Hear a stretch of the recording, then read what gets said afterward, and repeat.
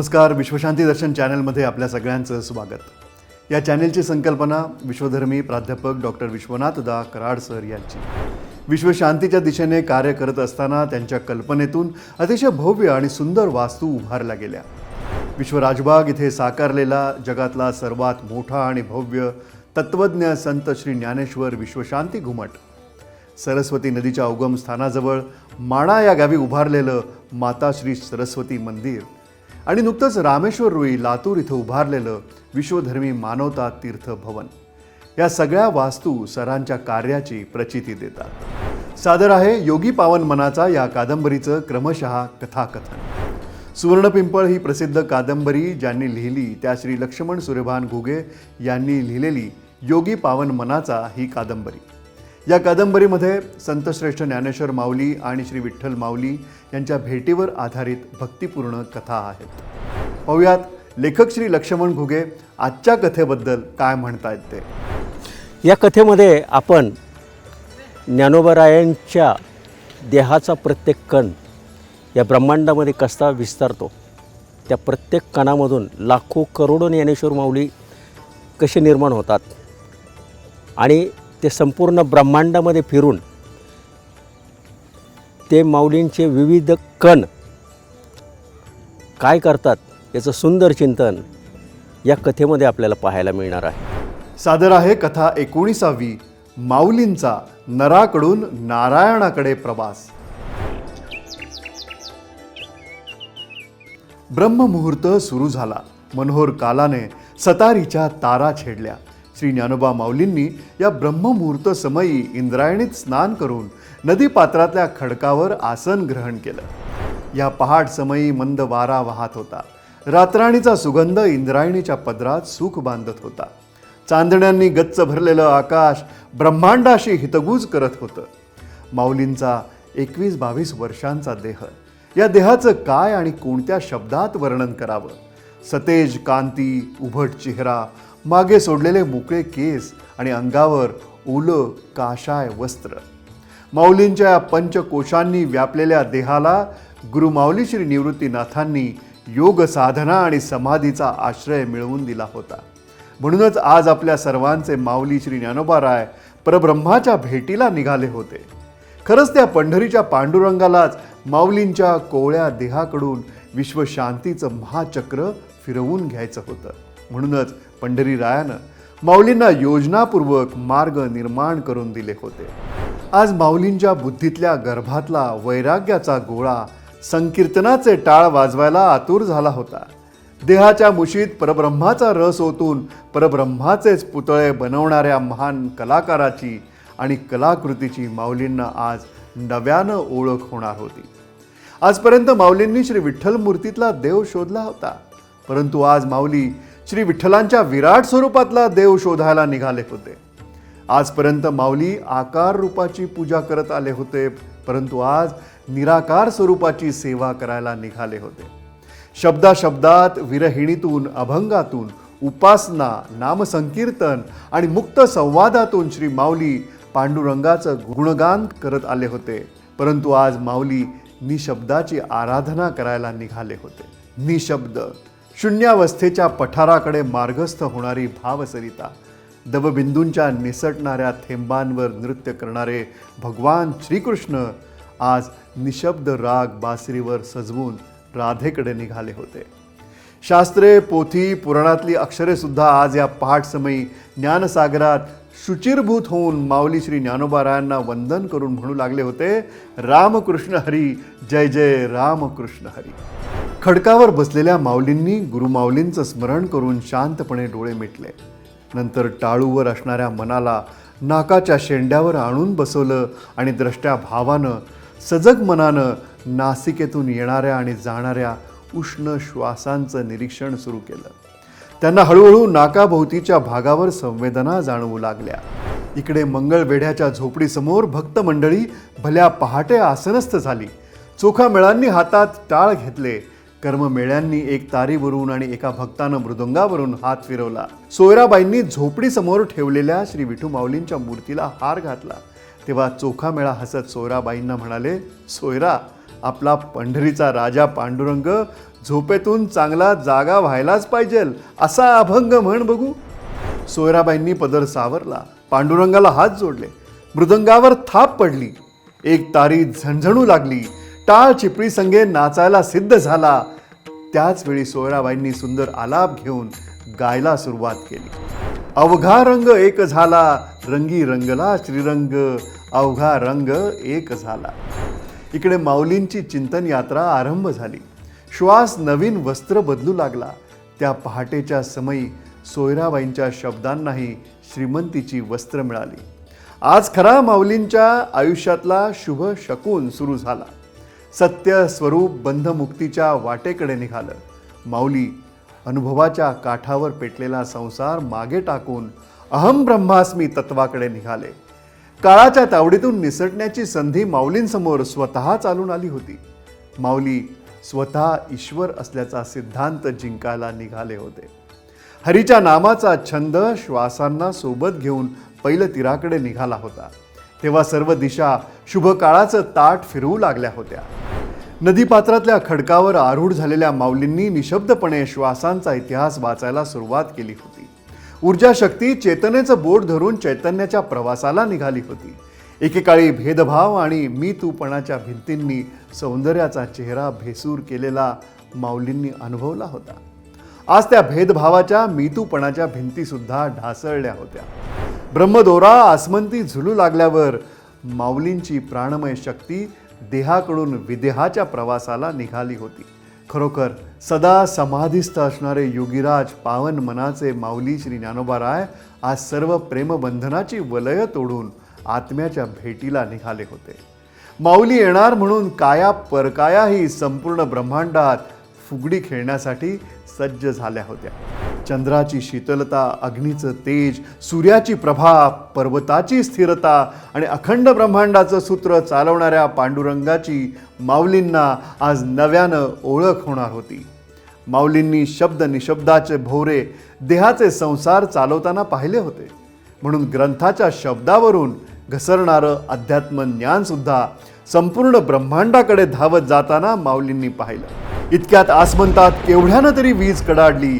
सारं स्तब्ध शांत झालं. नदीपात्राच्या खडकावर शांत डोळे मिटून बसलेले माऊली नाकातून येणाऱ्या जाणाऱ्या उष्ण श्वासांचं निरीक्षण करू लागले. तेव्हा प्रथम त्यांना नाकाभोवतीच्या भागावर संवेदना जाणवू लागल्या. त्या संवेदनांविषयी साक्षीभाव ठेवून त्यांनी स्वतःच नाकाच्या शेंड्यावर एकाग्र झालेलं मन मस्तकावर नेलं. मस्तकावरच्या भागात आणि नंतर संपूर्ण देहात त्यांना संवेदनांच्या अनंत तारा सळसळत असल्याच्या दिसल्या. त्यामुळे माऊलींचा देह अष्टसात्विक भावानं भरून गेला. परिणामी अहंकाराचं काठिण्य विरलं, चंचलतेचा ऱ्हास झाला, वियोग संपण्याची चिन्ह प्रगल्भ झाली. धर्मक्षेत्र आणि कुरुक्षेत्र गरम श्वासात विरून गेलं. अनाथ नाद माऊलींच्या संपूर्ण देहात खेळू लागला. तेव्हा माऊलींच्या देहातला कण कण म्हणू लागला, ब्रह्मानंद आशा पाश तोडी, दावनी उघडी मूर्ती आम्हा. ज्ञानदेवी सोहम मंत्राचे आवर्तन, मदमत्सर भान विरले देही. आता द्वैताची काजळी आकाशी उडू लागली होती. कामनेचे तरंग आसक्तीच्या मोहातून निसटले. वासना सोहम भावात विरघळल्या. वेदशास्त्रे कुळधर्मासह गोरगरीब अनाथांच्या वस्तीला निघाले. आकाशाच्या भव्य दिव्य पडद्यावर काय लिहावं हे नियतीला आणि प्रकृतीला कळेना. म्हणून प्रकृती आणि नियती पंढरीच्या रावळात बसून ब्रह्मरस हाटू लागल्या.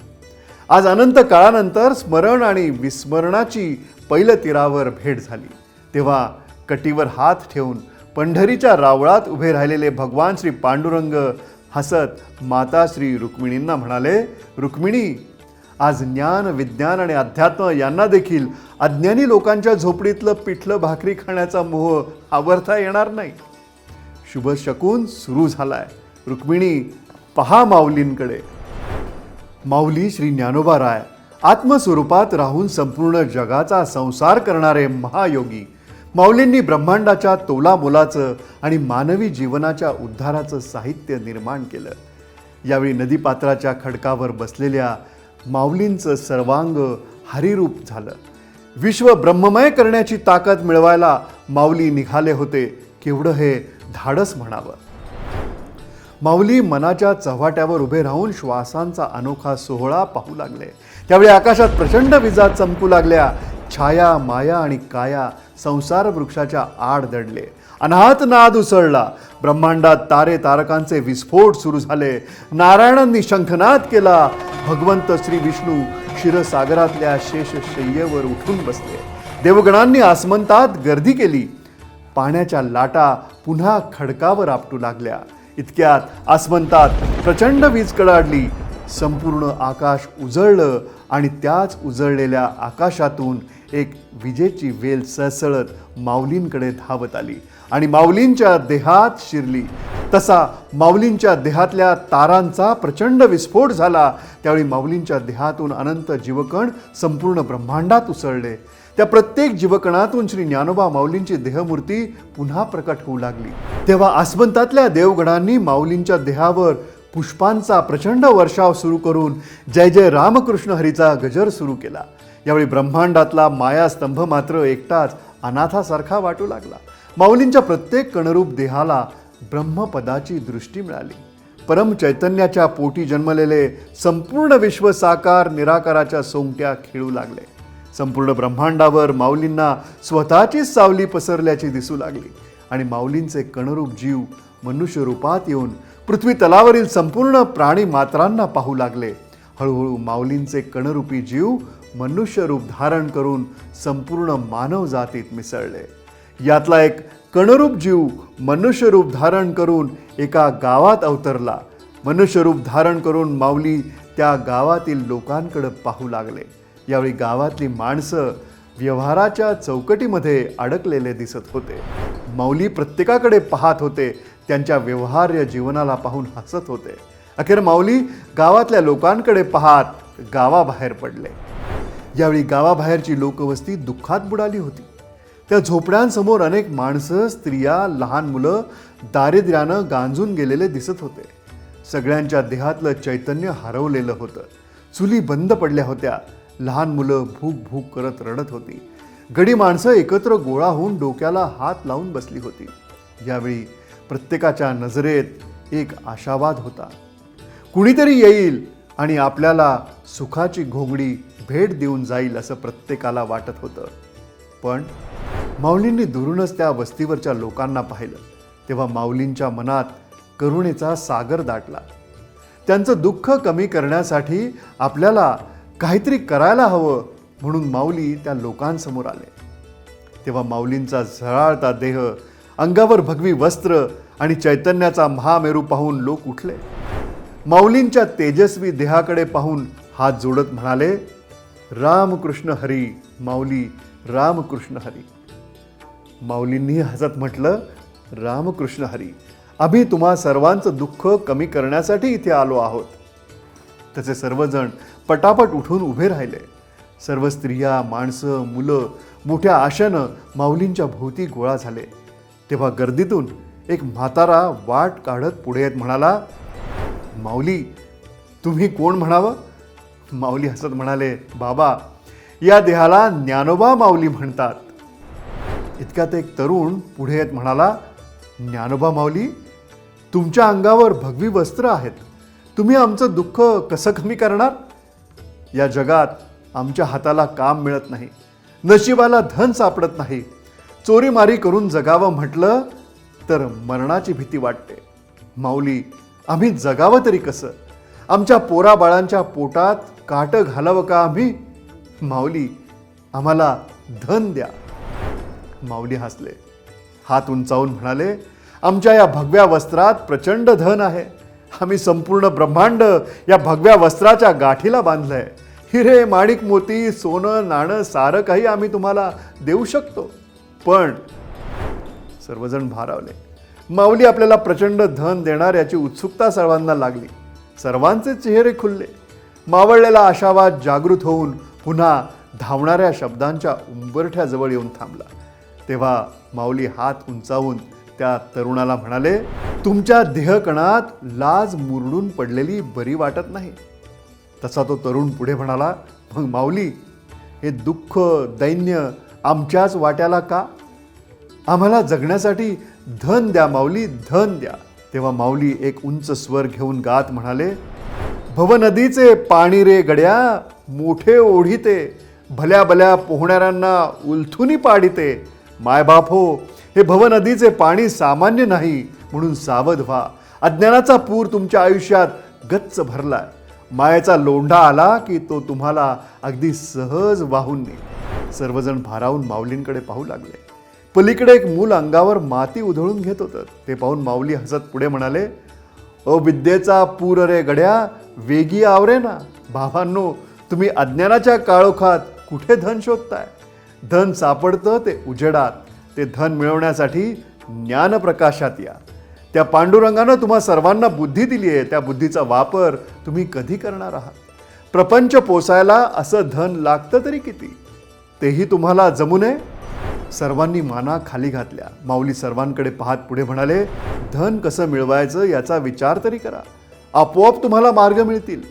माऊली एका म्हाताऱ्यासमोर आले. मायेनं म्हाताऱ्याच्या खांद्यावर हात थोपवत म्हणाले, बाबा, उभं आयुष्य अज्ञानाच्या पदराला झोंबून काढलत ना. भवनदीत तुम्हाला गिळायला बसलेल्या मगरी कशा दिसल्या नाहीत? माऊली सर्वांकडे पाहत पुढे म्हणाले, लोक हो, संसार क्षणभंगूर आहे. त्याचा काय भरोसा? तुम्हाला मिळालेलं शरीर सामान्य का वाटतं तुम्हाला? अहो, या दुर्लभ शरीराच्या धनाची किंमत समजून घ्या. त्या पांडुरंगानं 72,000 नाड्यांची संपत्ती तुम्हाला दिली आहे. ती का अशीच अज्ञानात खेळवणार आहात?